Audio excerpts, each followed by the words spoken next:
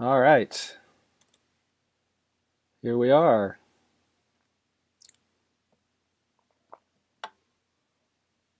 Hi, everybody. My name is Jamie. I am the CWA Film Chair and the moderator for tonight's Ebert Interruptus. So welcome and thank you for joining the CU Boulder Conference on World Affairs. This is Ebert Interruptus 2021 Virtual Edition, Day 1 of 2. The Zoom portion of Ebert Interruptus is being simulcast on YouTube for those who could not get in, as we are limited to 100 people for the Amazon watch party. Although I think we still have a few openings, so we can allow some of the waitlist people in as I'm talking here. I believe it will remain available on YouTube if you want to watch it later as well. Due to licensing limitations, YouTube will not include the film. It will only include our Zoom discussion. As we watch, at any time you can ask a question or make an observation. To do so, click the raised hand button in Zoom. Cooper will walk you through it in a minute. When I see your hand icon, I will say stop. Josh will stop the film. I will state your name and ask you to unmute yourself. You have to unmute yourself because that's how Zoom works. Once unmuted, state your short question or observation. Josh will respond and we'll continue. The first time you speak, we invite you to share if you are a CU student, and if you like, you can share your location. We may have people coming to us from all over. Before I introduce Josh, I'd like to turn it over to Cooper, our CWA technical wizard. He'll walk you through logging into Amazon Prime and using the hand icon in Zoom to ask a question. Take it away, Cooper.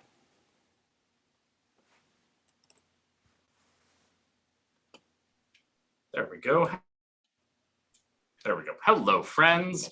Welcome to this strange experiment we're running tonight. So, if you are here, you have probably read the PDF we sent out. So, as Jamie said, we will be running this from Zoom, which is where we will be having the discussion, and we will be watching the video on Amazon Watch Party. And in just a moment, I am going to be pasting a link to the Amazon Watch Party in the chat. So you're going to want to go down to the bottom of your screen. You're going to want to click the chat button. Now, it is some things about an Amazon Watch Party. First of all, requires a computer, smart television, tablet, Chromebook, don't work. It requires a browser other than Safari or Internet Explorer. So especially if you're on a Macintosh, if you click this link and your default browser is Safari, instead you're going to have to go open Chrome or Mozilla or Edge and then paste the link into that browser. You're going to need to be logged on to your Amazon Prime account, and then you're going to see a web page. So I'm going to post this in the chat right now. It's going to take a moment as people get there, and then I'm going to screen share from Zoom, and I'm going to tell you what to do. So you're going to go to this page. When you get to that page, you're going to see, it's going to say Small Axe, which is the name of the series. And then on that page, on the right-hand side, you will see a box that says Chat As. You need to put your name in that box or a name, and then you're going to have to click the button that says Join Watch Party. If you don't do that, you will not be joining us. So that is the first step to get everybody on board. I'm seeing people start to join now. Excellent. So again, for those of you that are just joining us, I'm posting this. I'm going to mute Jamie because I think he's filling some water is what we're hearing there. All right, so again, for those of you joining us, you're going to need to click on that link. You're going to need to open that link in a browser that is not Safari. In that link, you're going to want to put your name into the box that says Chat As, and you're going to want to click Join Watch Party. If you're struggling on a computer, the idea is you probably want to make Zoom relatively small as a window, and you want to make the watch party pretty big, because that's mostly what we're here for. And then the second step to all of this is, how do you say stop? Because some of you have probably discovered right now that you are unable to turn on, unmute yourselves. And so in Zoom, if you go to the bottom of your screen on a computer, there should be a button that says Reactions. You're going to click on that button, and there is a option that says Raise Hand. I'm doing it myself right now. If you have the participants window open, it pops up a little hand on the side. That is our way to tell us that you want to say stop. When Jamie sees a hand, he's going to unmute himself. He's going to say, stop. He's going to verbally say it. Josh, at that point, will stop the film. Josh will unmute himself, and Jamie will find the person whose hand was raised, and he will click on that person, and he will ask you to unmute. You'll see it'll pop up on your screen that says, the host is asking you to unmute. Would you like to do that? When you do that, you will be able to ask your question. As usual, please make it a question or a succinct statement. Please don't give us our 5 pages of background, as some folks are like to do.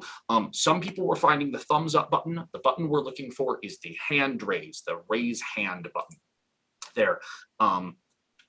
Yes, in old versions of Zoom, you did access it through participants. Now, if you are not on a computer, if you're on a tablet or a phone, for those of you that are just joining us, the link to the Amazon Watch Party is just posted in the chat. Again, if you are on a phone or a tablet, in the upper right-hand corner, there should be 3 little dots or a button that says more. If you click on those buttons, you get the raise hand option. And on a phone, on the bottom of the phone, there will be 3 little buttons, 3 little dots. You click on those, you get the option. Are we going to have subtitles turned on? Josh, I think that's, we want to do that. I think that's Josh's control on the side for the film. I think the goal is, yes, subtitles will be turned on. And that reminds me here. Great. I think that is where we go. You are welcome to chat at me. I will try to help. I'm CWA. You have the ability to chat at hosts. I will try to help you solve your problems as we get through this. We're off to the races, as it were. Yes, Valerie, you do need an Amazon Prime account, I believe. That is correct. I'm going to kick it back to Jamie to give us some introductions. Thanks, Cooper.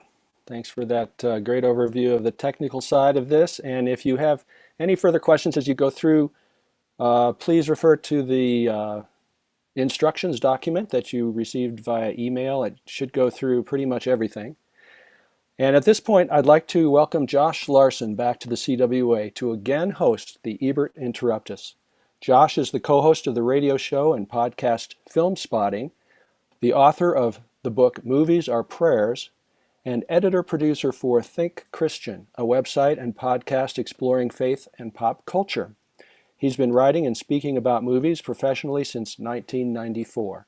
You can see more of his bio and links in the Zoom chat, and Cooper will throw that up. So Josh, without any further ado, let's do this. All right. Hello, everyone, and thank you very much, Jamie, for the introduction. Thank you, Cooper, for your explanation and all your work. Both of these two have been putting in a lot of work to make sure that we're prepared the best we can be to try to pull this off. And I think we have a good plan. So stick with us, be patient, but we are going to try to recreate Ebert Interruptus the best we can. I am thrilled that we're able to even attempt this because it was one of the many, many, many things that were unfortunately canceled last year, along with the entire conference on world affairs. A huge disappointment to me not to be able to be back for what would have been my 4th Interruptus. So this is it. Of course, COVID-19 still affecting things. So we are doing this virtual version. Not entirely the same. It's going to be as close as we can make it. One good thing is that there is a chance for others to participate without traveling to Boulder. And so hopefully we will bring in some people who never had a chance to be part of Ebert Interruptus and always wanted to. So welcome not only to the 100 or so who are here as part of the official watch party, but those of you on the conference's YouTube channel as well. It's great to have a big group all together. Because I'm assuming there are a fair amount of new people, just want to spend a minute or two talking about Ebert Interruptus and what it is. Jamie provided in his intro video some great background information. And yes, this was a tradition started by the late, great Roger Ebert. Began in 1975 here at the Conference on World Affairs. And he would spend a full week going through a single film, often frame by frame, comments and questions from the audience. So it's my honor to continue that tradition. Remember Roger's just unquenchable curiosity about the movies and exploring them alongside others. Roger did pass away in April 2013. So this time of year, there are always fond remembrances of him being shared. And there's one I wanted to point out that was recently published at his own site, rogerebert.com. This was a collection of his reviews that were all about connection. So let me see if I can drop this into the chat. And if you're interested, I'll be doing this with a few resources as we go on here, but if you're interested, either now or later, you can look at that. But this was a nice collection of his reviews focusing on films that encourage connection. And it was great timing because that's what we hope to do here at Interruptus. We hope to connect with each other and connect more deeply with our feature film, Lovers Rock. So let's talk a little bit about Lovers Rock. This is my favorite movie of 2020. It is actually one of 5 films that are part of an anthology series from director Steve McQueen. You're probably most familiar with him for 12 Years a Slave. He also directed Widows and Hunger.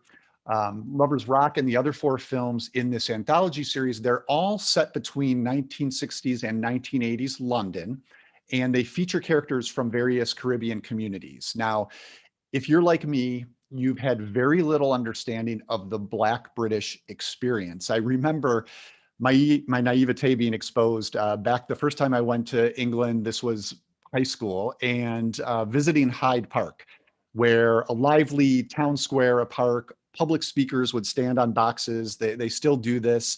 And I was there as a teenager listening to Black speakers with a British accent, and it kind of blew my mind because I had such a, I hadn't been exposed to British movies or television to the point where I saw that.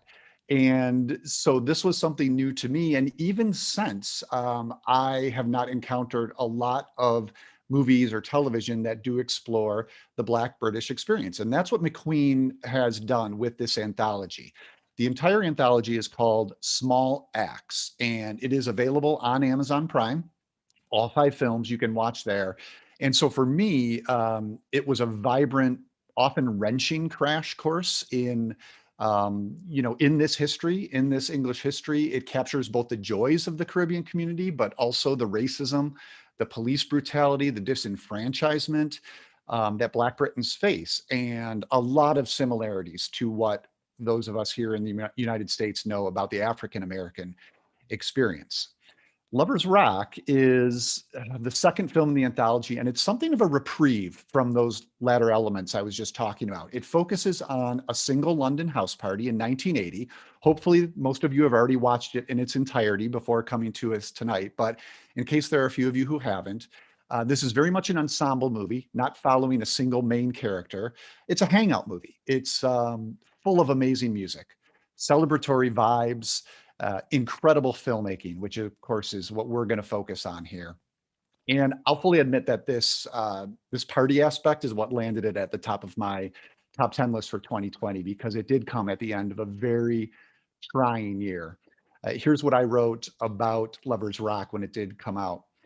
Lovers Rock is a work of freedom, freedom from narrative, freedom from main characters, freedom from whiteness, freedom from discrimination. It's about creating a space to dance, flirt, argue, smoke, breathe. So tonight we're going to soak ourselves in this movie's atmosphere. We're going to pause to discuss some of those various characters that we meet. We're going to talk about the filmmaking elements, and of course, we're going to touch on the music as well. Someone did ask about subtitles, and we talked about that, and we think it is good to put those on, just to help with this whole different format, but also because it helped me when I started watching the anthology series. By the time I got to the 3rd and 4th film, I could keep up with the accented English, but definitely the first, and then when I watched Lovers Rock 2, it was helpful to have those subtitles on there. So we're going to go ahead and do that and just give this a whirl. So again, your participation is a crucial part. You can do that the way that Jamie and Cooper explained. And I will check back with the 2 of them to see if there's anything else we need to cover before I press play here. As far as I can see, I think we're good to go. Okay, Let's do it. here we go. Lovers Rock.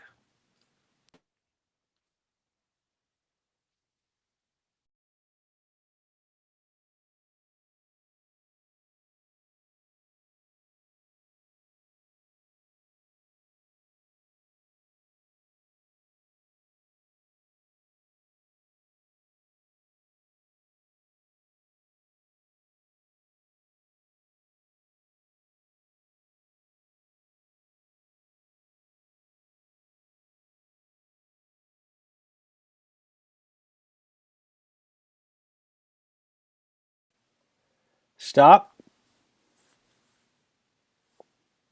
Just testing. That worked great. Good idea, Jamie. Thanks.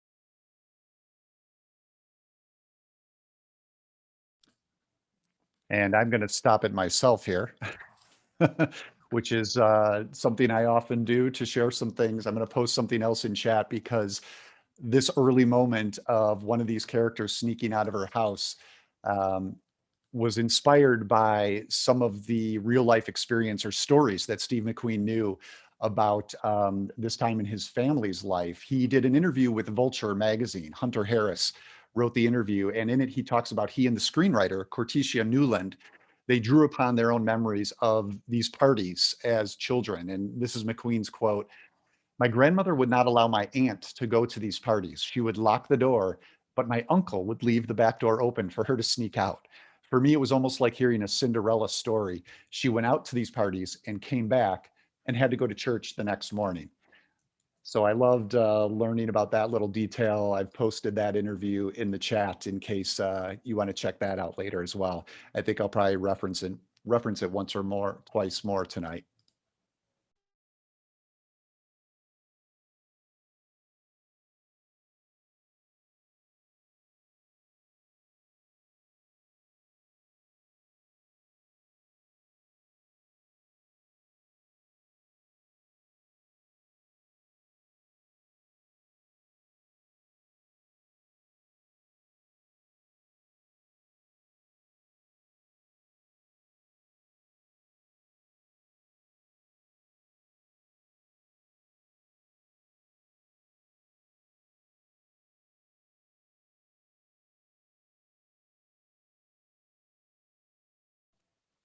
All right, me again. I promise I'm not going to do it this often, but I want to get us started off on the right foot and encourage you guys to participate too. A couple things here. The house as production design. This party is not taking place in a club or some other public space. This is a retrofitted home for this party, and the camera captures so many details to emphasize this. So notice those as we go on here. I'm going to share another article, this one in the New York Times, by Jeremy Gordon, where he talked about these blues parties, as they were called, short for rhythm and blues. He wrote, "A nighttime gathering thrown by Black people denied entry into white-dominated clubs. Blues parties usually took place in houses belonging to members of the community, where DJs would guide the festivities on professional sound systems." So the production designer for Lovers Rock, Helen Scott, art direction by Louise Lannon and Adam Marshall, and the set direction by Hannah Spice, just some of the people responsible for creating this crucial setting. And then, so I don't have to pause it again, just real quickly here, we're right at this moment as I see it. I wanted to point out this rug point of view shot. I mentioned this is an ensemble piece, no real main character in this movie, but in a sense, the camera is the main character. And the seed for that idea is planted in this very quick shot. Maybe I'll back up a little bit so we can capture it in full again. Just kind of plants that seed for us that we're, this isn't just a camera that's setting back and observing from a distance, but it's actively in the middle of this of this party. Let me post this other New York Times article in the chat. And then we'll start up again here.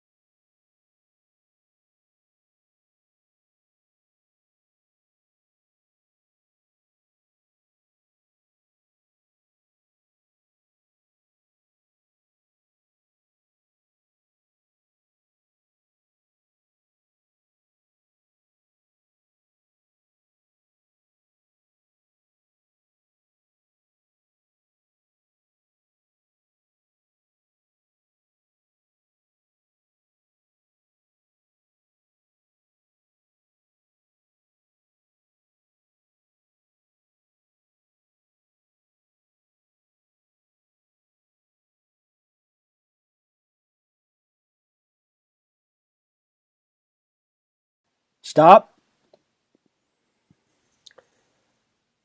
Ross Bratton, please unmute yourself. Yes. Hi. I didn't want to interrupt during the actual singing part, but I find it interesting that he uses this silly games even earlier on and has it as a singing, and then again during the party. It sounds very interesting that they use it kind of like white. We decided to use it twice within this film. Yeah, thanks, Ross. I'm trying to unmute my video, Cooper. I don't know if there we go. Yeah, good point. This is a song, "Silly Games," that, as you said, we will hear a few times. It's used in different ways. And this is a 1979 hit, written by Dennis Bovell and sung by Janet Kay. It's an example of the lovers rock refers to a genre of music from, that's where the movie gets its title. And I was not aware, fairly big reggae fan, but not aware of this related genre. So I promise I won't do this with every comment, but one more article here, just because I learned so much from this movie that I want to share that experience about the beat at the heart of lovers rock. And so this really gets into the music, and it says that the film takes its name from the musical genre lovers rock, a softer, sentimental spin on reggae that was created and popularized in mid-70s England by the first generation of British citizens born to Caribbean immigrants and Caribbean-born immigrants who moved to Britain at a young age. So there's a lot more details in that article about the history of lovers rock music. And you're right, Ross. We'll hear that again later in the film. And before we go on, let's get one more. Aaron Newworth, please unmute yourself. Hey there. You pointed out basically what I wanted to say, but what I like about hearing Lovers Rock already is that it's signifying a safe space, which is largely what this party represents. You're having an area where the Black participants and anyone else that happens to be involved, like they don't need to be concerned with being kicked out or being just not lit or getting into kind of any altercations, despite what we'll see later in minimal form. But every time you hear this song, not only are they going to say, it's just like the utter joy, which is part of what I really like about this film, but you're just going to get that sense of everybody's participating for good reason when you hear this song come on. It's like there's nothing else in the world that's going to be a bother to these people. Thanks, Aaron. And one more too, just to get one more comment in while we're stopped. Sarah Spalding, please unmute yourself. I just want to echo that. That scene is my favorite in the whole movie. It's just so joyous. I love the singing, and I just love hearing it. Let me ask Sarah, the one we just watched. Oh, she might be muted again. Yes, the scene in the kitchen. Okay. Okay, great. Because yeah, I just wanted to make sure because we will, as I said, hear that a couple of more times. And this is its own version. It's presented in a completely, it's completely its own way. And yeah, going back to what Aaron was saying too, think about as we do hear it again, this is a romantic song. That's kind of how it was envisioned and how it was received.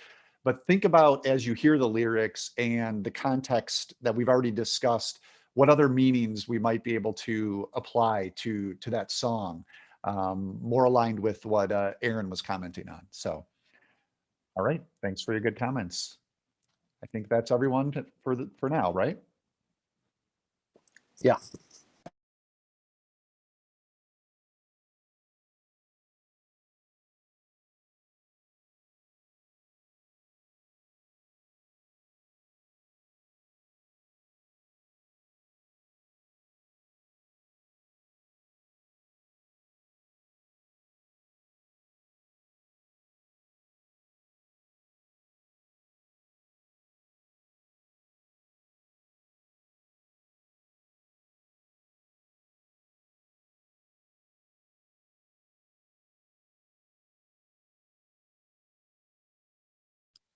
Okay, real quick, just because we were just talking about Dennis Bavell, that is actually the writer of Silly Games. So he has a nice little cameo in this movie, and keep an eye out for him later as well.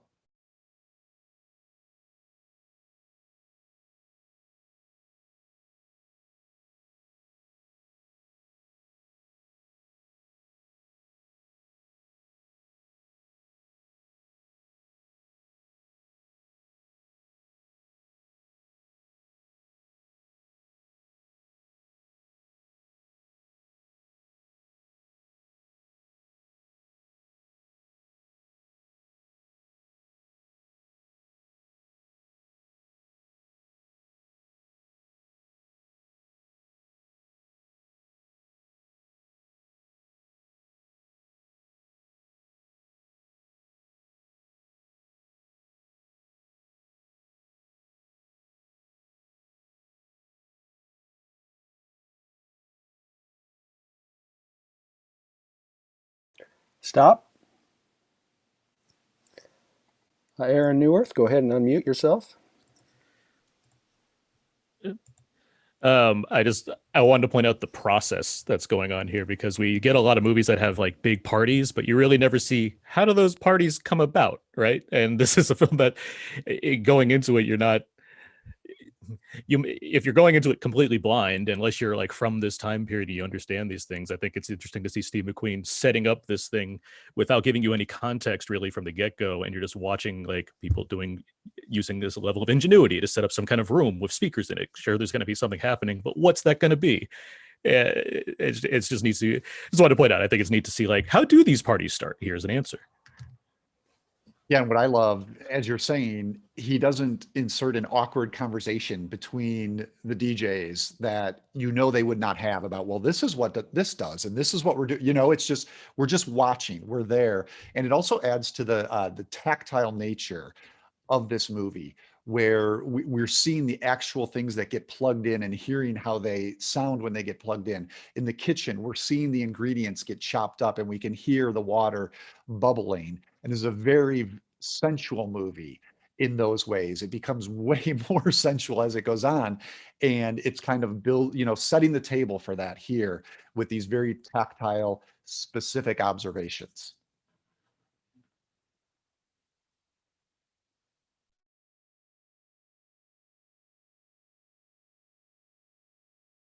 Stop. Joshua Youngerman, go ahead and unmute yourself.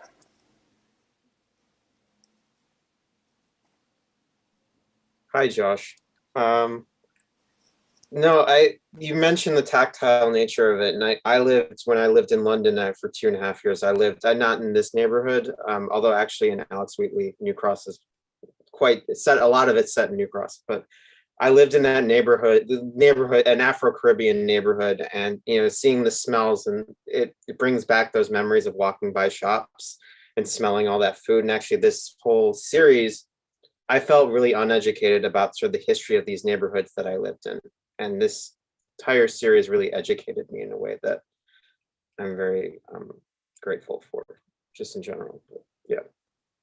Yeah, fascinating that even having spent time there, you learned from these. Good to see early representation from the film spotting community, by the way, recognizing a number of these names. Yeah, thanks for chiming in.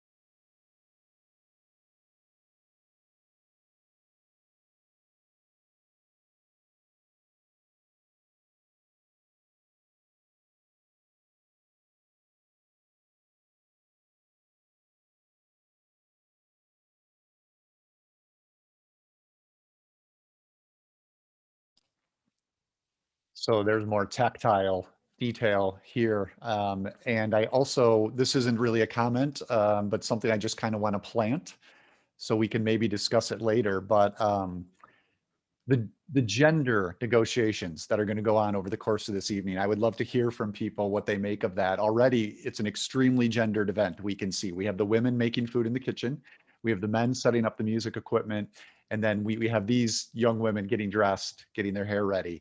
So just something to watch, keep in mind, and would love to hear what people make of it as the movie goes on. A quick technical note, I'm not seeing subtitles, Josh.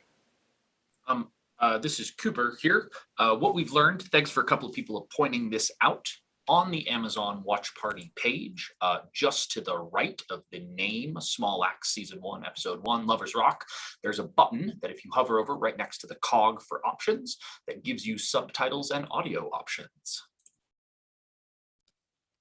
Ah, so I'm the only one who's had subtitles so far, is that right? Could be. Oh. Thank you, Cooper. A couple of people figured it out for themselves and let me know about it. Great. All right. See, we're learning as we go. So I'm glad we got that figured out.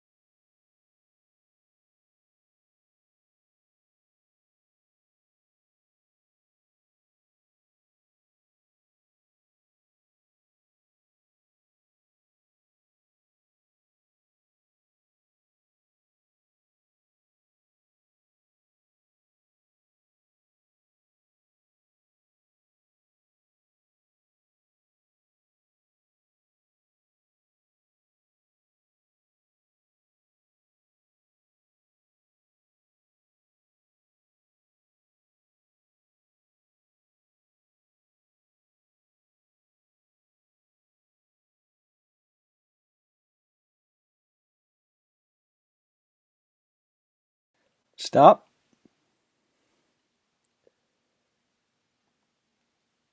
Okay, Aaron Newirth.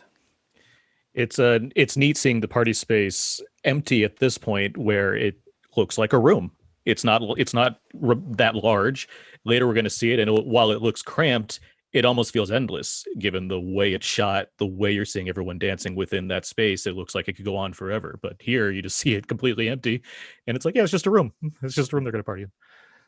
Yeah, so it's part of establishing that, that this is their own space they had to create that I talked about earlier. What I also like about this shot in particular is it does look spacious to me, and it's going to be a nice contrast to, as more and more people come and the room gets more crowded and jammed, just how intense the party is. So it does a nice job of kind of setting the table for that as well. I also just want to note my favorite DJ was in that scene too. It's Samson, played by Kadeem Ramsey. He's just such a delight throughout the night as they run this party. I also love how good they are at self-promotion.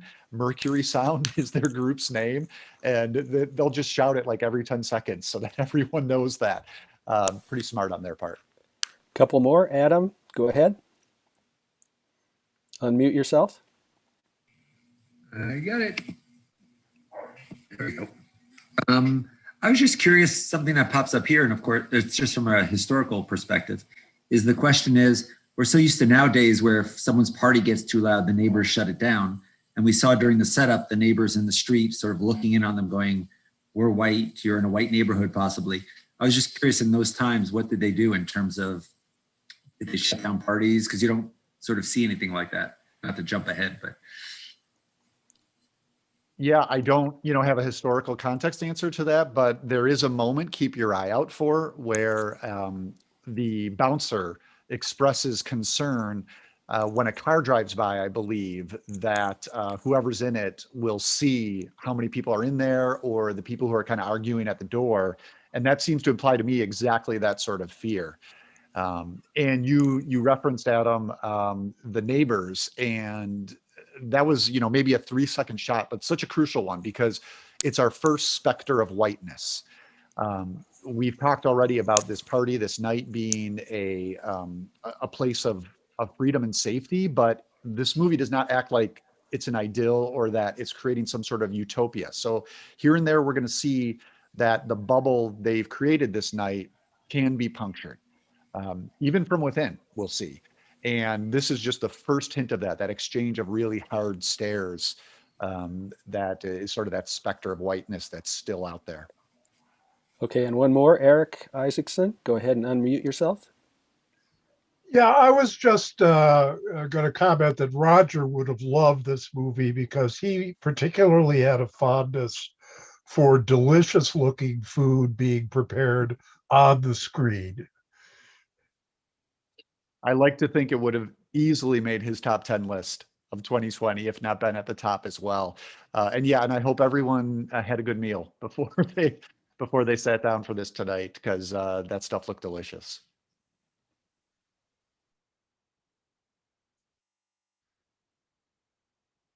I do love you. Ooh.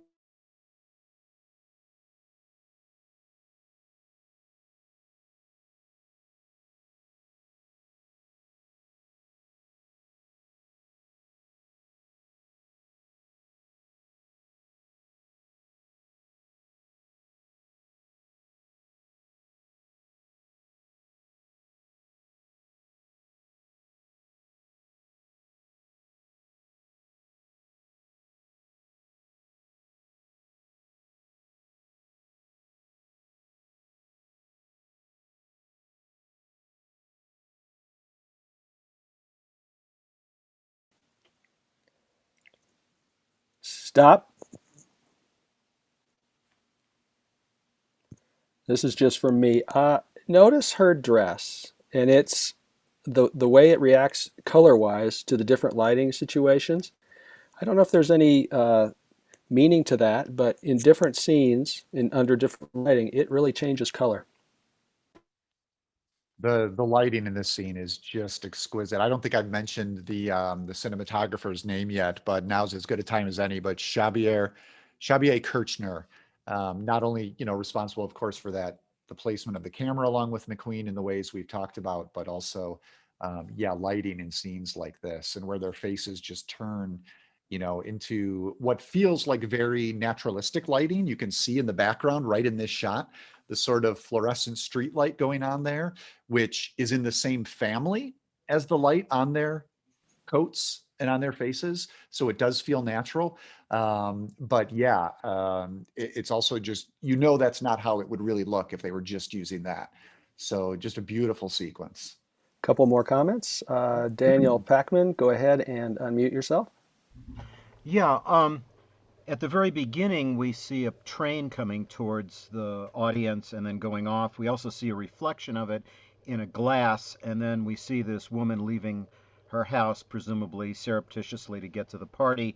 In some poetic sense, she's getting on this train and getting here. In this particular scene, I hear a train, I think, in the background. Is that the same woman, and is she now completing her journey by getting to the party? Yes, so the woman on the left, who is actually Martha, played by, I want to make sure I get her name right, Amara J. St. Aubin, she is who we saw, she was just talking about there, sneaking out her window and jumping down. So this is all part of her journey. There's another leg to go. We're just about to see another mode of transportation before she gets there. Okay, two more. Jonathan from Denver, go ahead and unmute. Hi, Josh. I just noticed I'm watching this through headphones, and the acoustics, the echo of her singing bouncing off of what I assume is the bridge above her. Even in one of the fewer outdoor scenes that we're going to get, there's acoustics going on. There's the sense of the limits of a space and how that's playing with the sound. I didn't notice that on my first viewing.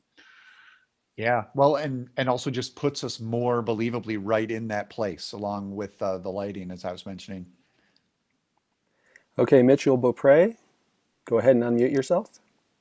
Hey, Josh. I just wanted to comment while we were talking about Xavier Kirchner shooting the film, that he actually shot all 5 films in the anthology, which I think is really interesting because all 5 have these very distinct kind of visual palettes and aesthetics, and they're all so different from each other.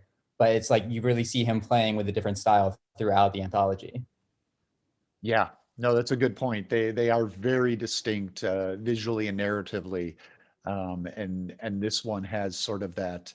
Well, I want to talk about this. The lighting scheme we see here is similar to what we'll see at the party, but there's a shift at the very end of the film in terms of the cinematography that I think we should spend some time talking about too. Okay, I think we'll get going again.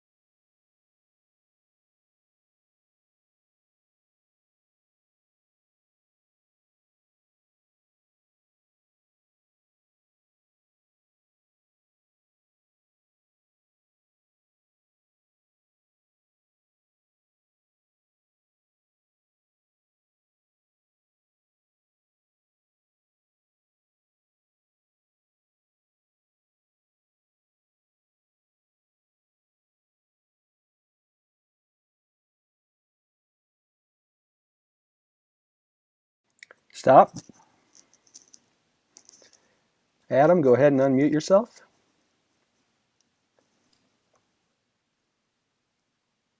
Try again. There we go. Slow fingers. Just thought I'd point that one out since no one else stopped it. that seeing that person go by with the cross and sort of the flashing of, as you mentioned, Josh, already earlier, of going to church the next morning. And here's this guy in the middle of the night carrying that cross, and then also having watched it once before, but not this is the first time watching it twice. I can actually see those breaks in the cross, that it's a collapsible cross, which is kind of interesting. Yeah, which we'll see later. And, relatedly, you'll notice Martha yells out when she meets her friend by the swing. The friend, I should say, Patty, played by Shaniqua Akwak, she yells freedom. And I think there's two levels there. One is the way we've been talking about it. They're seeking this free space, but also freedom from her strict family, religious family, sneaking out, getting away from them. And so that's why she has that reaction when she sees the man with the cross outside the bus too.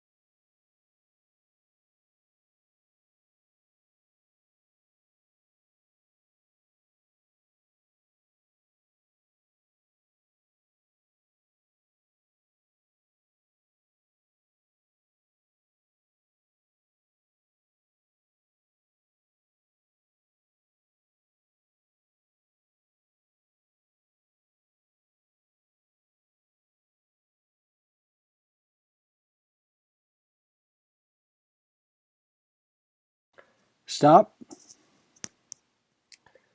Joshua Youngerman, go ahead and unmute yourself.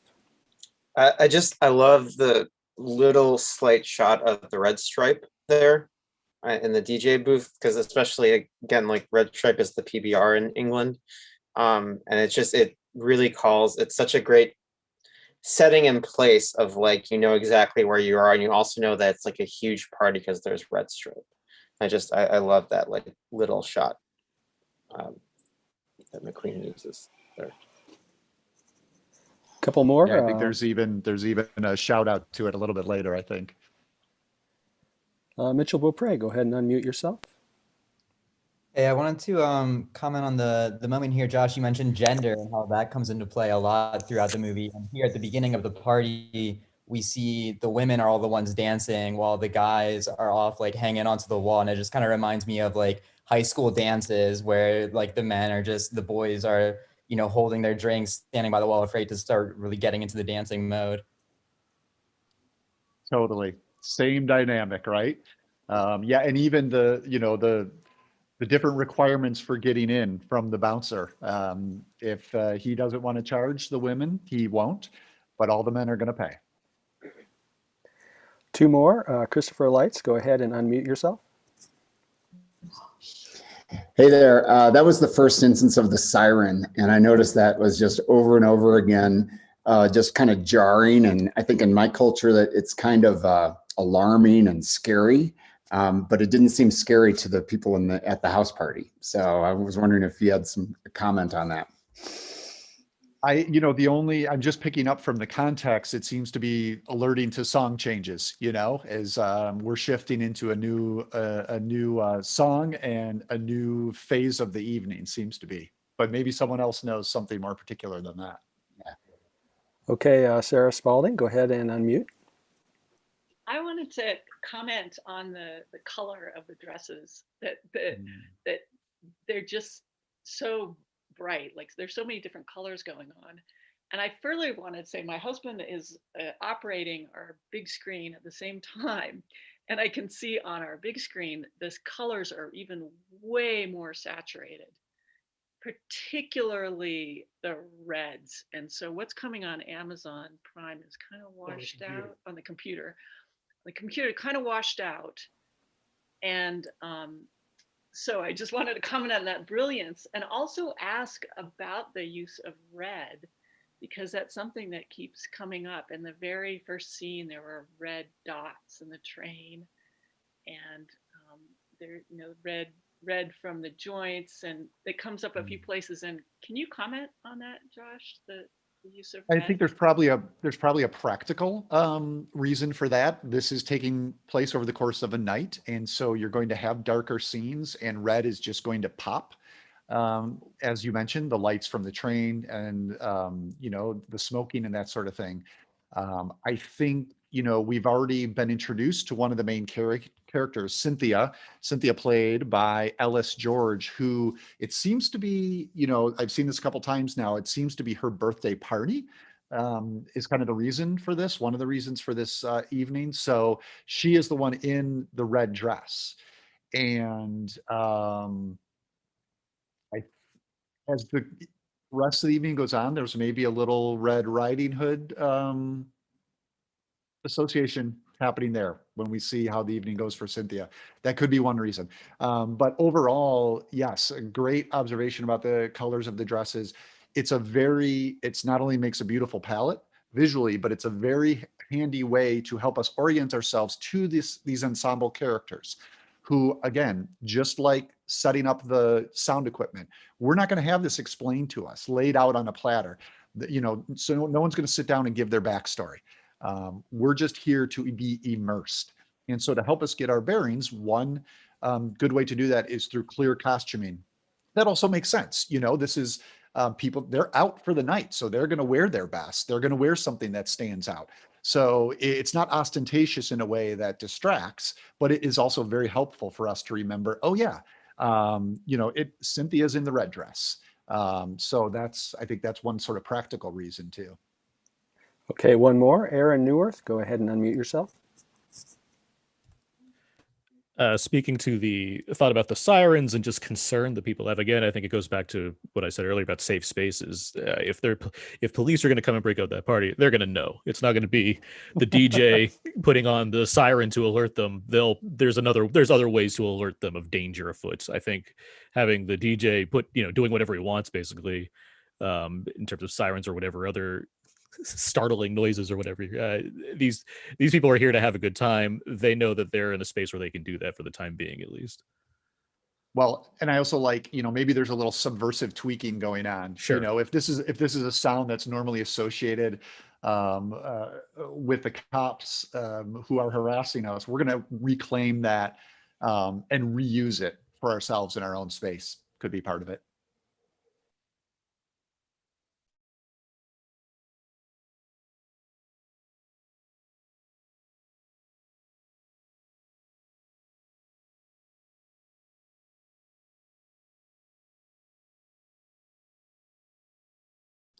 Oh, I meant while we were paused, I meant to quiz you guys.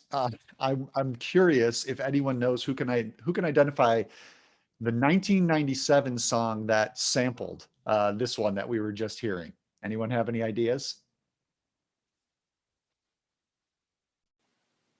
Aaron, go ahead and unmute yourself. That would be Will Smith's Miami, of course. It's getting jiggy with it, right? Oh, sorry, getting jiggy with it. Sorry, that's Yes, two yes. songs. Yes, the other one. Yeah. You're, Getting you're jiggy in with the it. you're Yeah. in the right direction though. There's yeah. another Of song he course, samples for Miami. Yeah, it's of course, the far superior song we're hearing here. It's Sister Sledge's Mhm. He's the Greatest Dancer. So yeah. Stop. Anthony Gibson, go ahead and up. Sorry.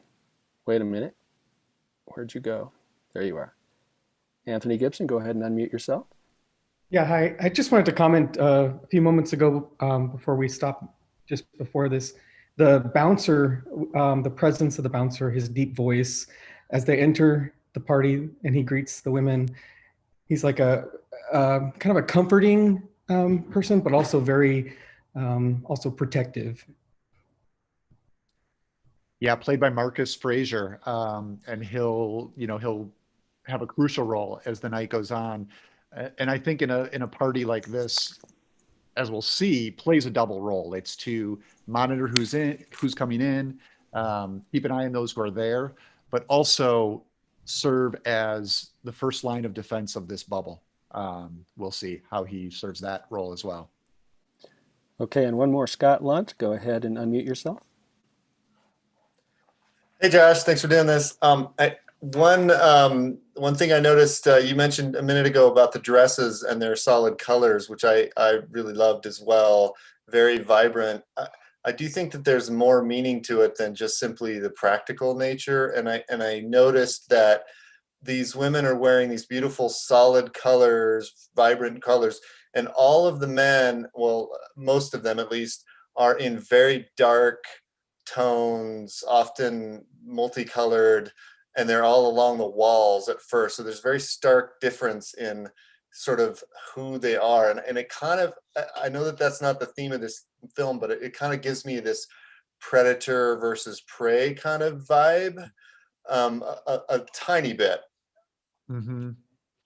Yeah. First of all, good to talk to you, Scott. We get to meet every year when we do this in Boulder, and yeah, I think that's related to the Little Red Riding Hood comment that I mentioned before. All right, and before we start it up again, just a quick reminder. If you want to stop the film, make sure you use the raised hand button and not the clap button or the thumbs up button, because those I won't see. So use the raised hand up button, and most of you guys are getting it well, so thanks for your comments.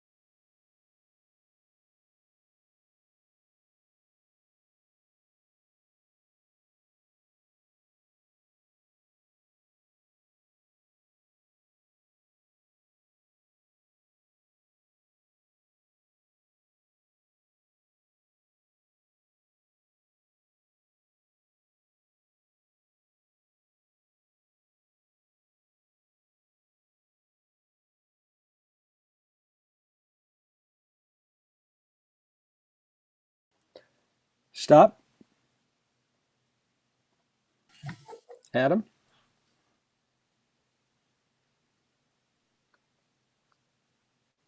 Go ahead and unmute Adam. Try it again.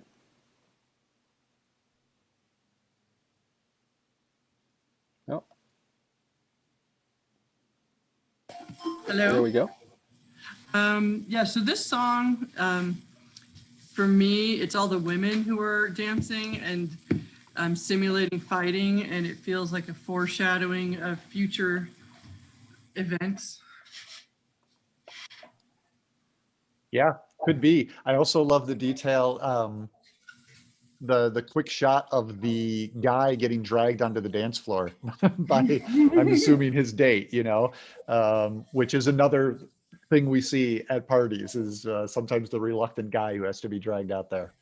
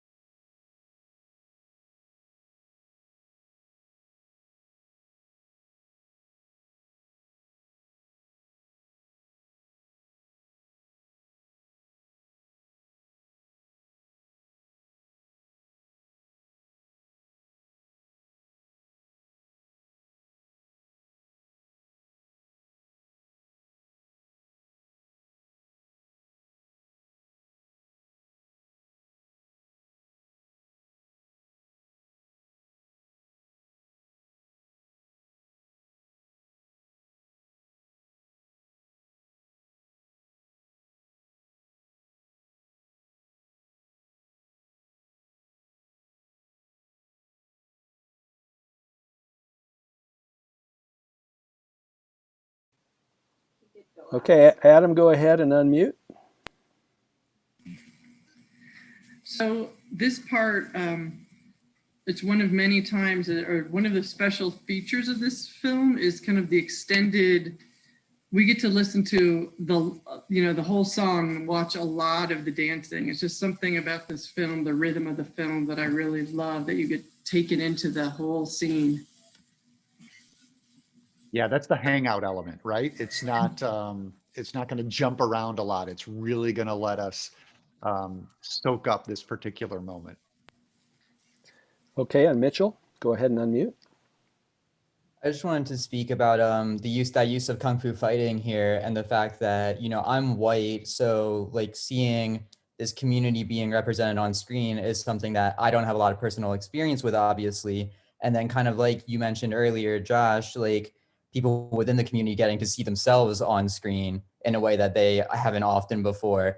And I remember when the movie came out, I saw a lot of Black folks talking on like Twitter about kung fu fighting specifically, and that scene reminding them of like moments from their childhood where that song would come on at like a family gathering, and it would be that exact kind of thing where like they all just hear that song and they all just get up, and it's like this this moment that they can relate to specifically in the movie that, you know, they don't really get to see on screen often. Well, and that's where having, you know, again, McQueen and Cortesia Newland as the co-screenwriter, having this come from their own experience is so important, because if you were just having, you know, some Hollywood version of this and they'd say, okay, well, it's about lovers rock music, let's just pull the 10 most popular lovers rock songs that charted at that time or whatever, right? They wouldn't have included kung fu fighting. It's not the genre. It's not you wouldn't necessarily assume that unless you were there and you knew. So you're only going to get that sort of detail from artists who are drawing from their particular experience.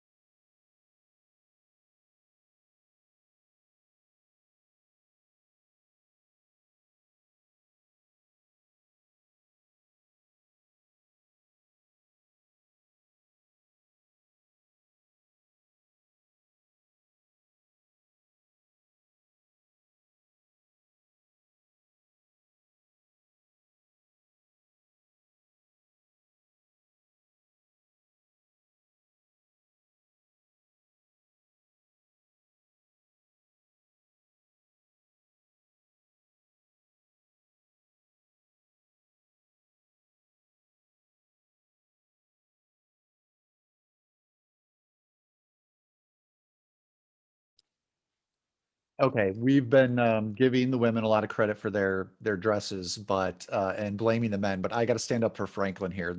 That shirt, that geometric shirt. Let me see if I can go back here. Is pretty amazing. So he gets a little credit for joining in on the fashion. And this is another element we haven't talked about yet that is crucial about costume design, right? It's to evoke the personality. And again, has to do a lot more work probably in a film that otherwise we get personality from the narrative, or we get to spend more time with characters than we do here. So when we already get a sense of how this shirt, I think, matches Franklin.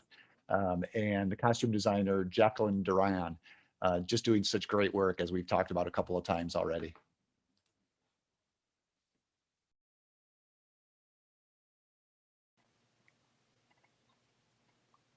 Sorry, stop. And go ahead, Aaron Newworth. First, I can't be the only one that's dancing while we're watching this, right? I have to feel like other people are also enjoying the music. Everything you just said, Josh, as far as the costume design, the costume and production design are just off the, they're off the wall as far as how great they are to emphasize everything that's great about this movie. As far as this scene goes and others that are going to come, one of the running themes I think of this, and I'd like to hear more from the women participating in this panel in that regard, is these many of the women here are just here to have a good time at this party, and the obstacle is men keep coming up to them and trying to involve them in their activity. Some of them are, they're more willing to like go along with it, but others, they just want to have a good time, which is completely allowed. Like there's nothing wrong with that. So it's interesting to see that kind of play out in different ways throughout the as we see more of this party. And a quick Yeah, comment. I mean, there was that little throwaway moment when Martha first got on the dance floor, the man who came up behind her, and again, third or fourth time I've seen this now, it's not exactly clear what he did, but something very offensive, if not assaultive, as he brushed by her. So, as I said, there are ways this ideal is punctured from the inside too. And just a quick comment on Marta's dress here. It's picking up this very warm lighting, almost golden looking on my laptop screen. It starts out purplish, and we'll see it turn blue later. Yeah, beautiful honey tone to the lighting in this hallway sequence. Franklin, by the way, I didn't mention Michael Ward is playing Franklin.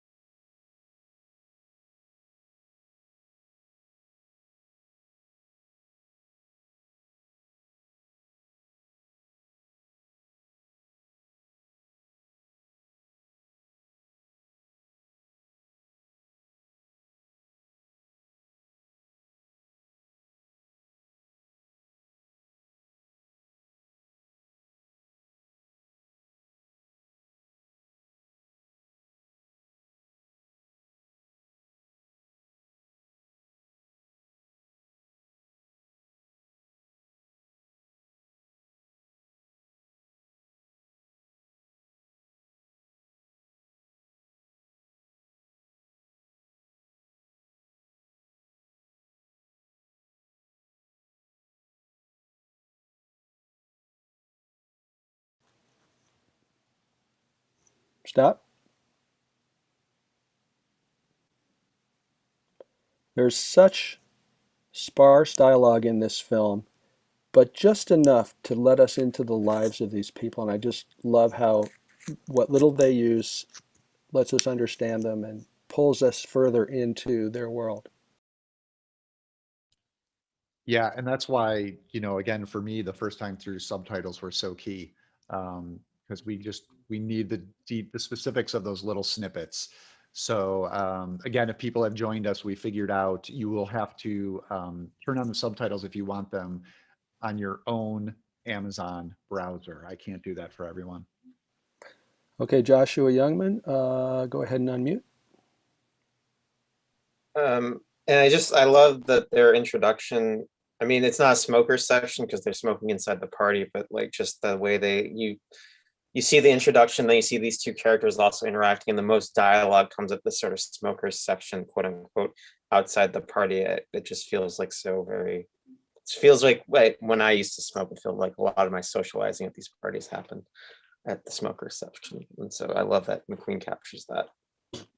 Yeah, the little mini, we've talked about how cramped this space is, but there are still mini spaces that develop based on the conversation, based on the smoking, based on what you're smoking. We just a few minutes ago saw the first time the camera went out to the backyard, we saw the tall guy, which I just realized watching it this time, oh yeah, he has a great moment later on in the film. So that's a really wonderful thing about rewatching this movie is we feel like we get to know these party goers and we recognize them earlier, right? The other times we watch it.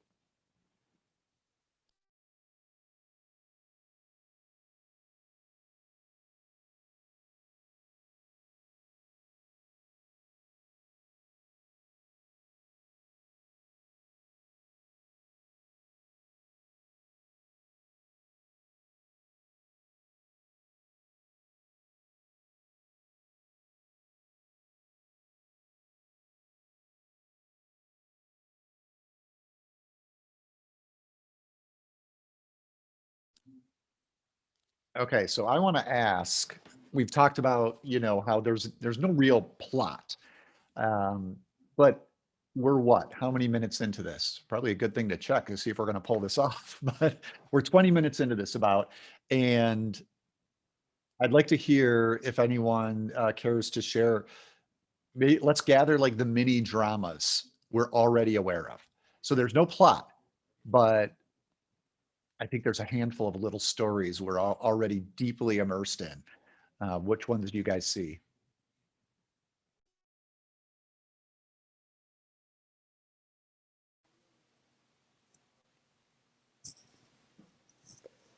Well, while we're waiting, I'll start. We have the relationship between Marta and her friend, and that's the newest piece of drama that's just starting. That story is kind of accelerating or heightening. Yep, for sure. And again, we've talked about how this captures familiar rhythms of parties. This is one, right? You go with your friend, they might ditch you over the course of the night. And so we're seeing kind of the beginning of this here. Mitchell, go ahead and unmute. I'll just point out two other ones that have kind of already been seeded a little bit. There's the man who is like the sexual predator who, tries to enact the sexual violence later on. That's already being threaded in a little bit, mostly through just like images. And then Josh, as you mentioned earlier, the bouncer and how he becomes useful later on when the white people come, towards, and he, as you said, he's like kind of the first line of defense, and we've sort of been seeing that seeded in a little bit as well already. Okay, Christopher? Yeah, the relationship that I'm thinking about is Martha and her, what turns out to be her cousin, who is observing her from across the street, from a distance. It was unclear that he knew her, but now seeing it the second time, it's clear that he does know her and is kind of following her into the party. Yeah, and how that's handled is almost to inject an element of suspense. So this is the character we saw, Clifton is his name, played by Kadar William Sterling, who was in the phone booth and getting at the change. So right there, we're kind of wondering, who is this guy? What's he up to? Are we, hoping he gets into the party, or is he a threat? So that's just like a little dollop of we're wondering how that's going to turn out. Anybody else? Okay, Joshua, go ahead.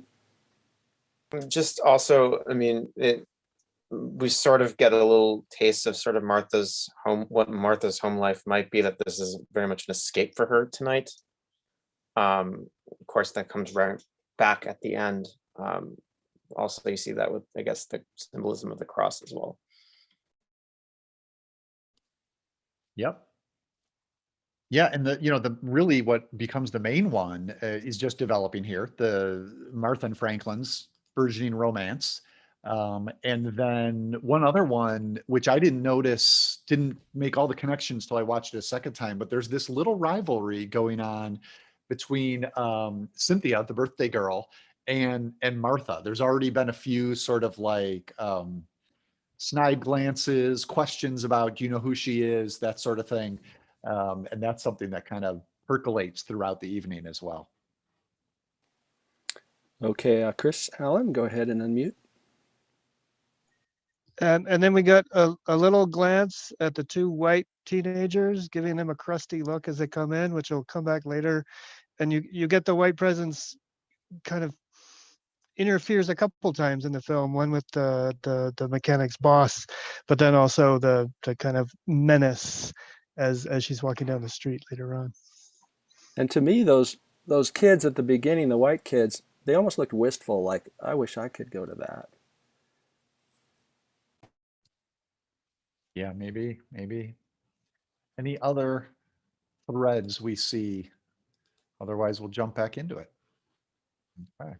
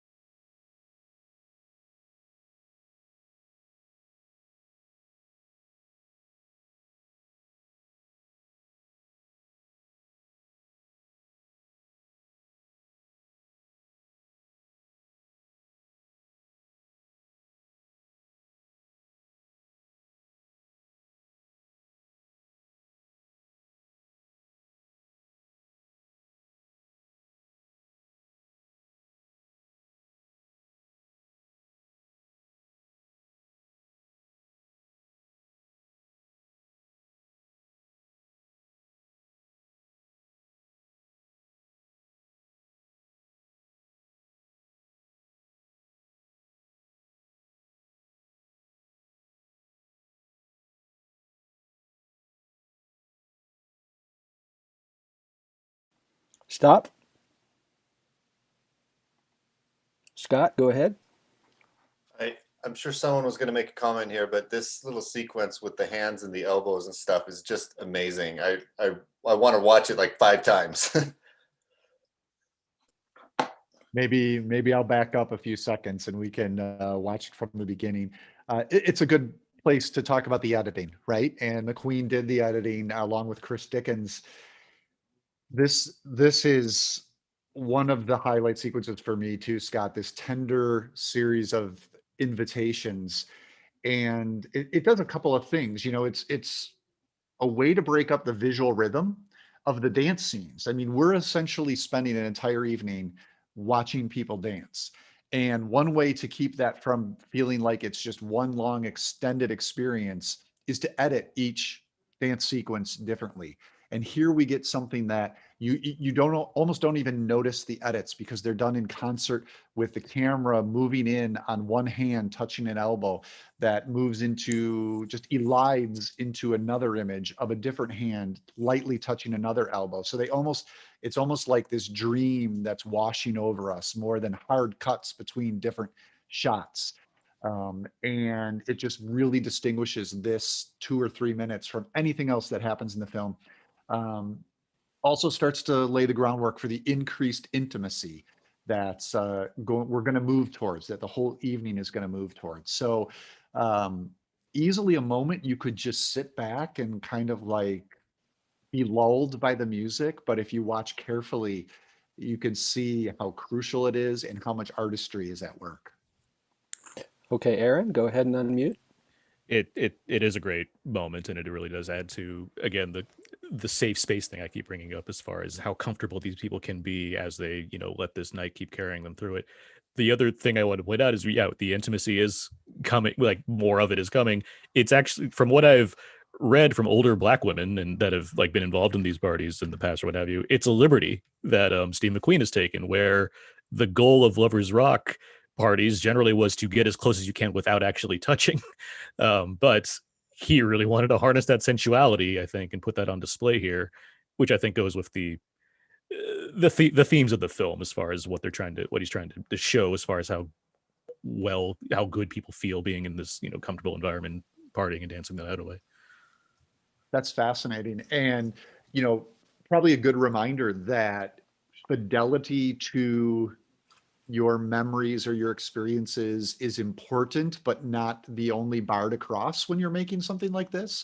That you need to allow yourself moments of inspiration and invention for the purpose of the story that you also want to tell. So yeah, thanks for sharing that. That's great.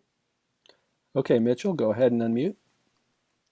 I just wanted to say that that's such a great detail that Aaron just brought up there that I didn't know about. So I really appreciate him bringing that up. And the fact that that idea that authentically these parties, as he said, was about not touching, which is so funny because so much of the conversation that's been brought up with this movie and watching it now is that we're watching it at a time where a lot of us have spent the past year not being able to touch anybody, and like seeing these moments really means a lot to us specifically now.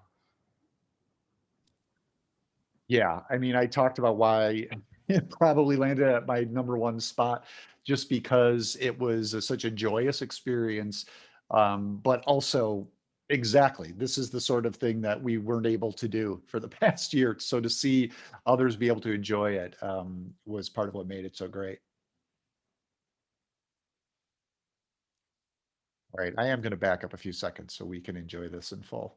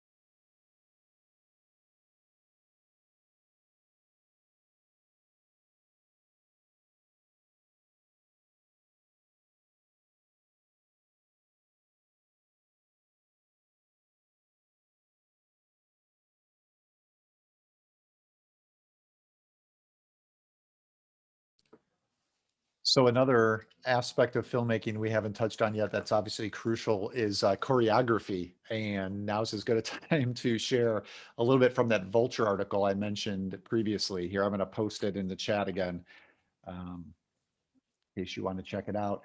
But this was how the actors learned from choreographer Coral Messam how to whine and grind as couples would have at that time. And this is a quote from St. Aubin, who played Martha. The movement is very grounded in your feet. It's about being connected to the earth and being rooted. Let's see. As soon as Messam, the choreographer, said this, it clicked for me in terms of the winding of the hips for men and women. They move in the figure of eight, the unity of life. People from these parties, they fall in love, they have babies, they go off, get married. So yeah, choreography, you know, maybe not in the way we think of it in terms of classic Hollywood musicals or something like that, but still so crucial to capturing the events of this evening. And it's just fascinating to hear how they thought about that. Jonathan from Denver, go ahead and unmute. I just thought it was interesting, you know, Josh, you referenced that it kind of took you a couple times to pick up that this was supposed to be Cece's birthday party, you know, just owing to the ensemble nature and how they don't focus on any one real plot. You know, she has a pretty terrible birthday, and I think that can kind of slip into the background a little bit, but like we just finished the sensual sequence of all the men and women dancing and the hands on hips and that, and the birthday girl, ostensibly the focus, is standing in the corner with her arms crossed, essentially huffing and puffing, you know? Yeah, she has absolutely the most trying, if not trauma. I mean, it's traumatizing evening is what it becomes. And it's interesting to watch her before even that takes place, because she's trying to negotiate her way through this very difficult space for a woman, as we've already talked about. And she was aggressive with Franklin when Martha went to the bathroom, went right up to him, but has also been very clearly rejecting other advances to her. Worth remembering when we first meet her in, perhaps it's her bedroom upstairs. I think she's turning 17, right? So a very young woman here, trying to negotiate this really complicated and difficult night. Adam, go ahead and unmute. All right. What I thought was interesting was right before we get into this scene, they use the old days of the turntable, and they sort of sped up the music so you could actually hear it speeding up, and then they sort of, in a sense, sped you up and swung you off the dance floor into the outdoors. So it almost seemed like a sound cue to shoot you outside. Yeah, you've noticed the DJs have been doing that a couple of times, and so it's interesting. Sometimes that might be just like what they would normally have done for the evening, and sometimes that's part of the sound design, as you're talking about, Adam. Christopher, go ahead and unmute. Yeah, that time through, I was noticing the diversity of hand gestures in that section, right? Like some of them were tapping, some of them were raising, some of them were, making, grips, and then Cece, when she stepped away, she hid her hands under and arms crossed. Thought that was interesting. Yeah, sort of a demonstration of, leave me alone.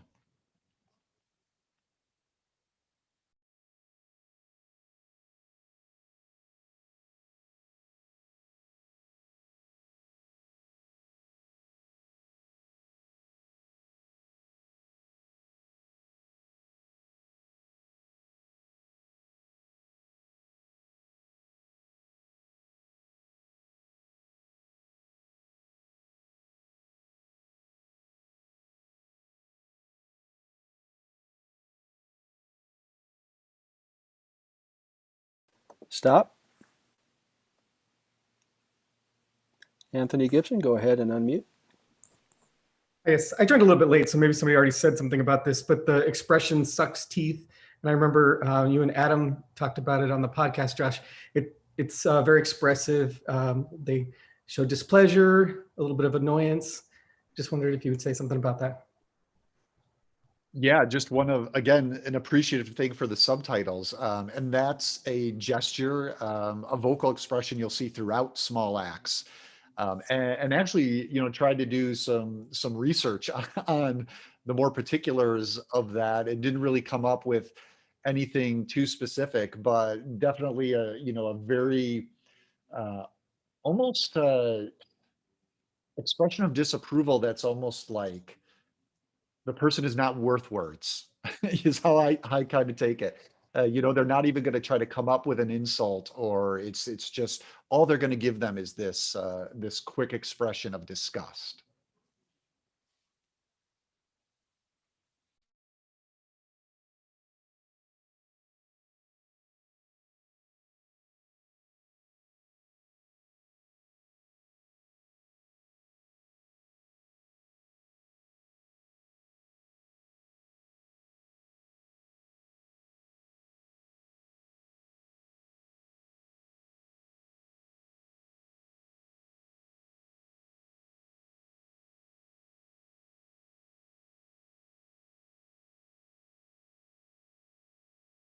Stop.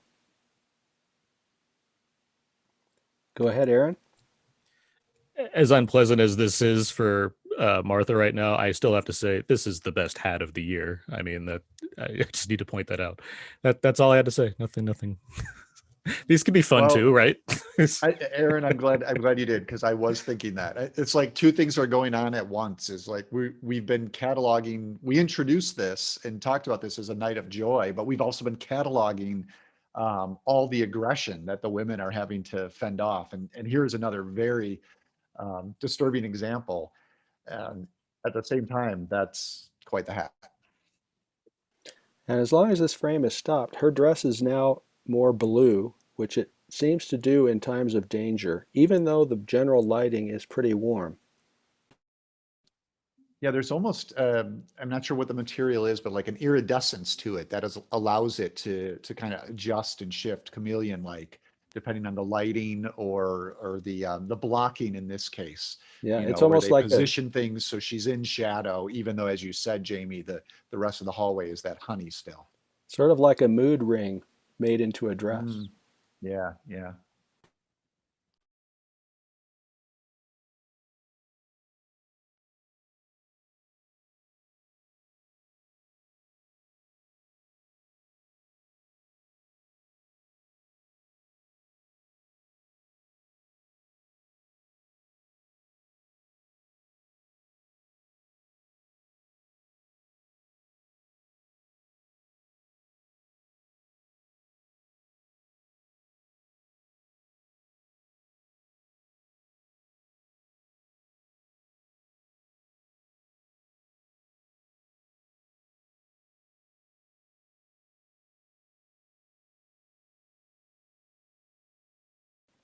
Stop. Go ahead, Joshua. Yeah, obviously it's reprehensible what he's doing, but I think it's just such a reptilian performance that this. I forgot to look up the name of the actor, but I just love the way he uses his body and really moves and owns that space, almost like he's dancing even when he's not dancing.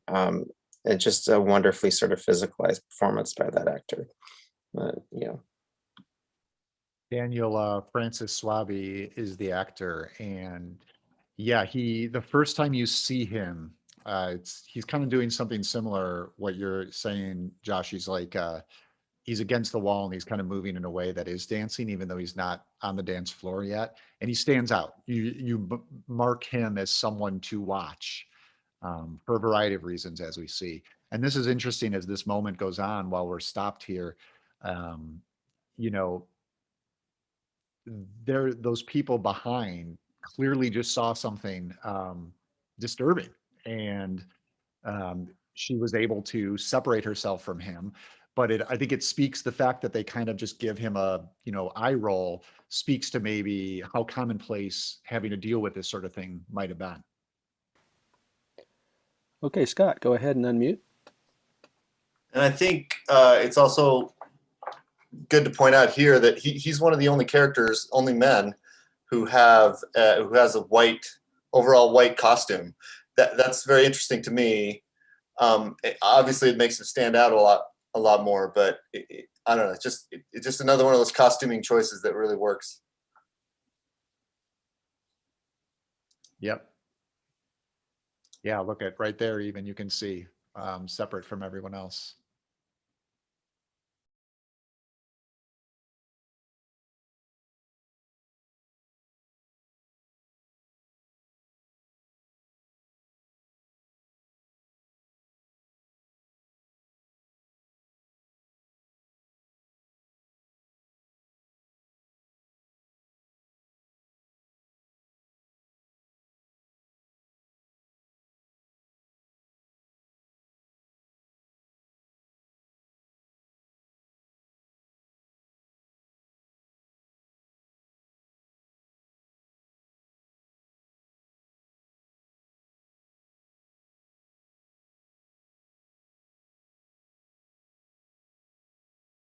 Stop. Jonathan from Denver. Again, just the way the ensemble and it never focuses on one plot. We have a character just leave the picture, and to my remembrance, never comes back, right? And at a certain point, I mean, she's clearly distressed now, but in about 5 minutes, it'll be forgotten, and we'll just go on with the rest of the night. Yeah, I think you're right, Jonathan. I don't think Patty returns.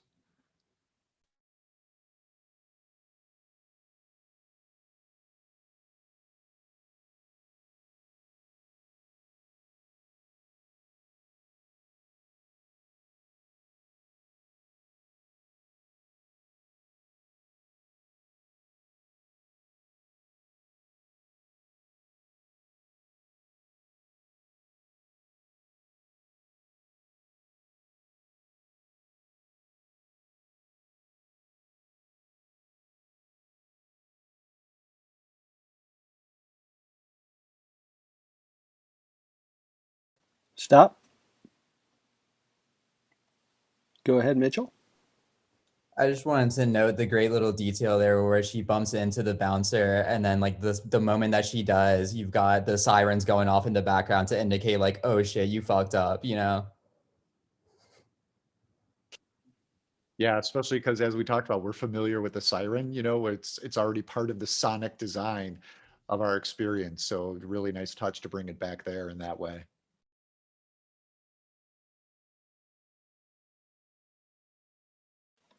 Stop.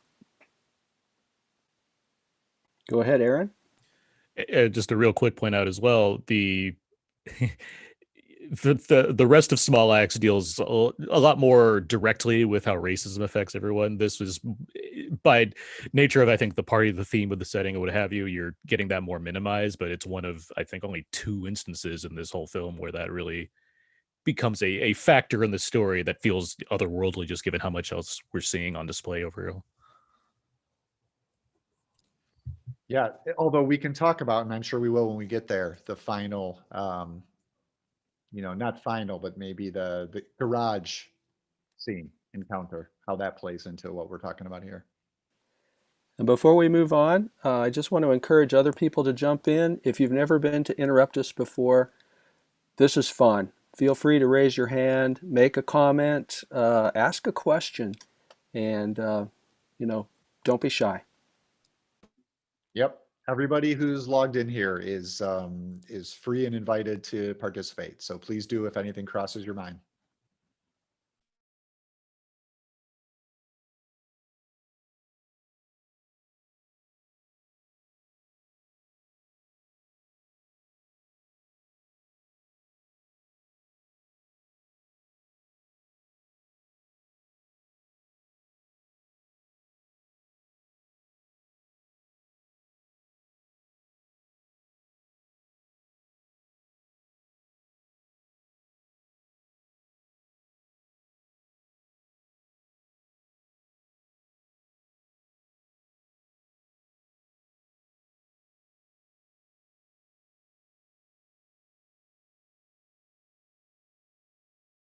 Stop. Anthony, go ahead and unmute. Yeah, I wanted to say something about the house and how Martha's walking around at this point. This house seems so huge. It seems really big and disorienting. And the way that McQueen films it, it feels very immersive. But it feels very dreamlike here, where she's walking through the party, almost like she's looking for somebody, but she's also like seeking something. Yeah, I think that's part of how the camera is being used this time. It's similar to the elbows sequence we talked about, the reaching out, where it's kind of, there are not many hard cuts, but yeah, it's also further back, right, from her, and watching her move through these other couples. Everyone else has their space right now, and she doesn't, and so it's farther away watching her. And that's interesting what you say about the space of the house, because I actually feel like we're really well oriented by now. And again, it may be that this is the fourth or so time that I've watched this. But in my mind, even looking at this frame, I have a pretty good sense like where that side hall is, where the front door is. And then I know the stairs are right there, which are up by the bathroom. And I know that the backyard is out, behind this, and the kitchen is right around that corner. So I do get what you're saying. By when more people come in, it gets a little more chaotic and disorienting. But at the same time, I think they've done a very good job of having crucial moments take place almost in each room, so that we do have some sense of location that's crucial to our experience.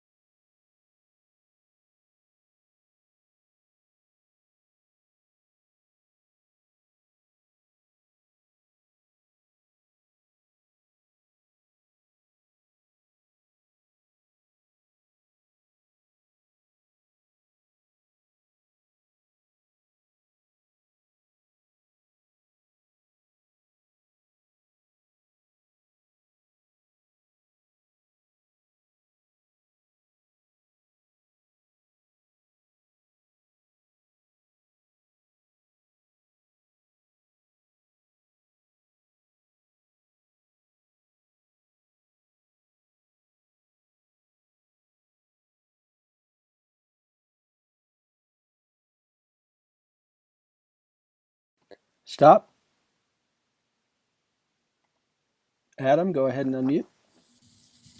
It's interesting. You get this feel of this one room that it's really alive, which of course it's alive with the event and the music and the dancing. But in terms of the size of the space, it's breathing from the camera work that it keeps looking like it's a small room, then it's a huge room. And it's just amazing how it's sort of expanding and contracting throughout the film.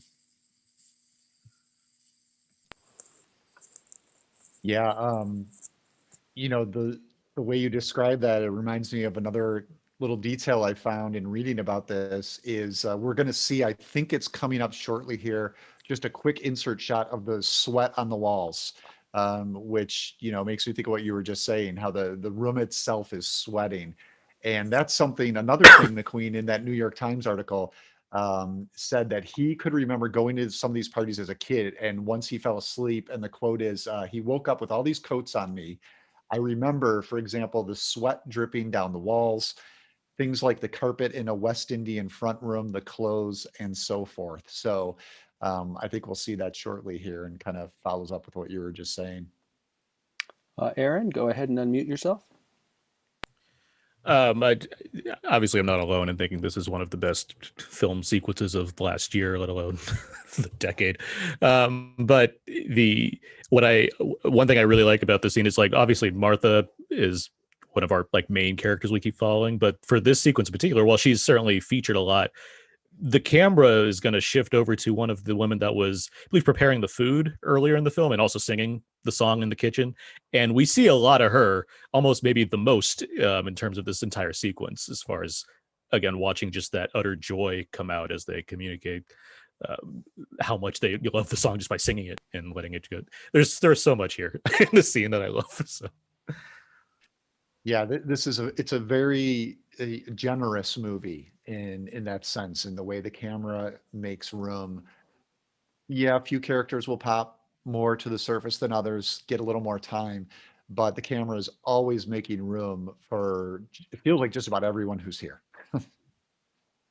Okay, Eric, go ahead and unmute yourself. Yeah, this coming on scene is literally the centerpiece of the movie. We're about 29 minutes in.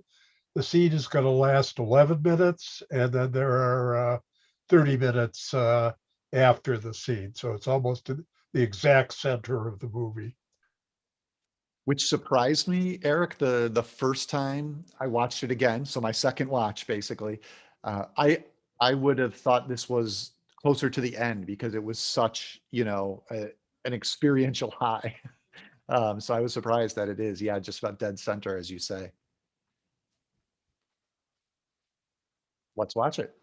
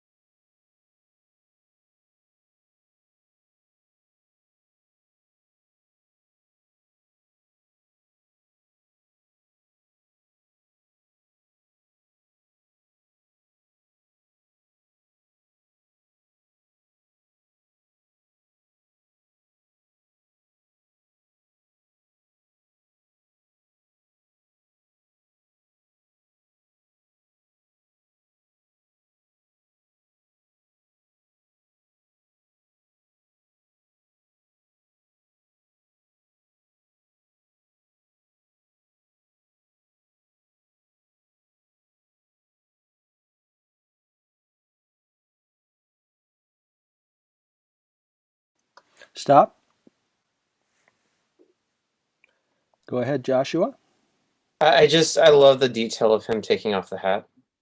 Because it's like this is especially given like the centerpiece and the serious song, and it's like everything he's been trying hasn't been working, so he has to change it up a little bit. I love the way he like combs the hair.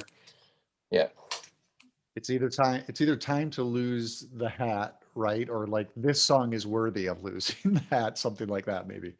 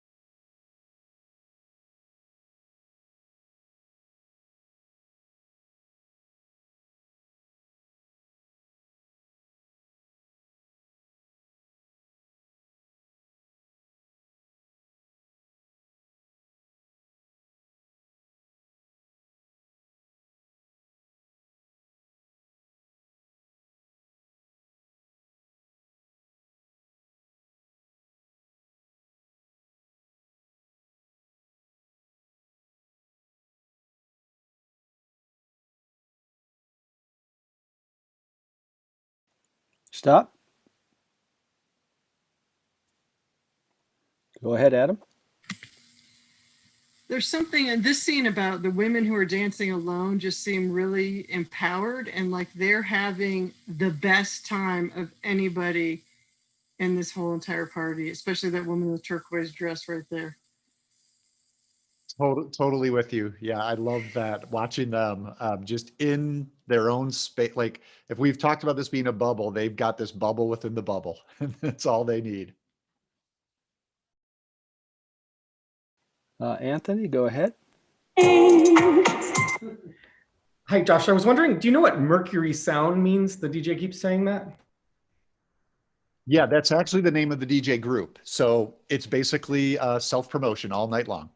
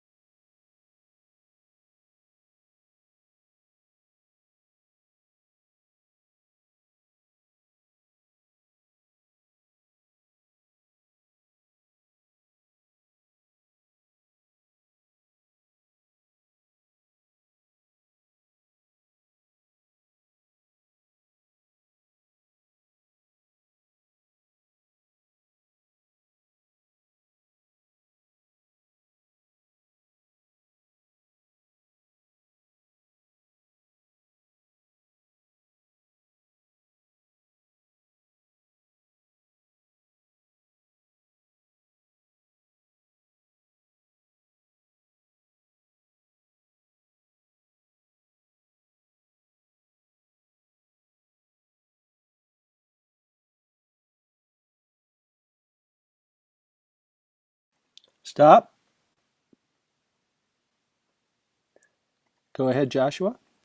Yeah, just that this shot that we just saw, it feels like this is the first time in one of these dance scenes where it's really held on two characters. A lot of the other dance scenes, or we've seen, even though they've been briefer, the camera's floated around to different characters. The film has an ensemble feel, but this really is like, I think, I don't know, I guess the significance of setting up like the central couple, central characters in that shot. I don't know. Yeah, I think also, this is the most intimate moment of the film. And so it makes sense that it would focus on the intimacy between two people. And so that's maybe part of it as well. So we are at 9:55 Central Time, Chicago time, and that means we're supposed to wrap up in 5 minutes. I feel like I am committing a crime, stopping the scene where it is. So my proposal, I know Jamie has a few announcements he needs to get out of the way. My proposal is we're making good progress. We've had great comments and questions. Really appreciate your participation. And since we are at the midway point, I think if we rewound a little bit tomorrow night at the very beginning and started at the beginning of this scene again, I don't think anyone's going to complain about watching this over.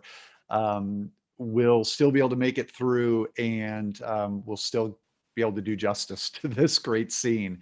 So that's kind of where I'm at. Jamie, if that sounds good to you, I will hand it back to you. And just a quick thanks again to all of you who are here tonight. This has been great. Great comments, great questions. And I think this is working. So thanks, everyone. Thanks, Josh. Great first day. Thanks, everyone, for participating. Thanks for joining us today. And really special thank you to Josh. He's volunteering his time to be with us. If you'd like to support him and learn more about his work, you can find his book, podcast, and social media accounts linked on the CWA website. And I think maybe we put them on the Zoom chat earlier. We'll do it again tomorrow night, so you can just click from there. But kudos, Josh. Thanks.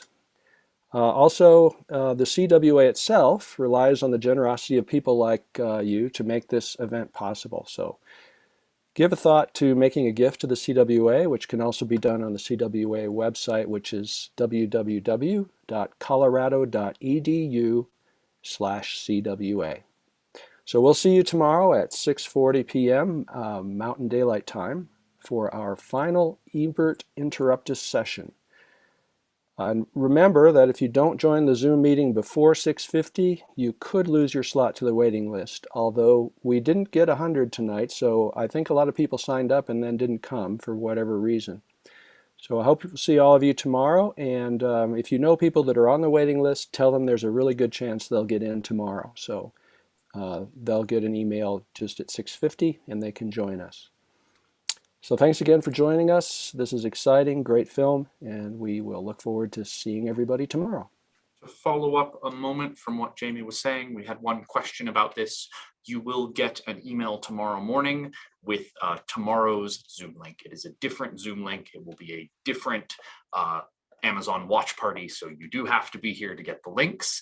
If you use this same Amazon Watch Party link tomorrow, we won't be there. So look in your email in the morning, and we will see you all tomorrow. Thank you all so much. Thanks, Cooper. Thanks, everybody.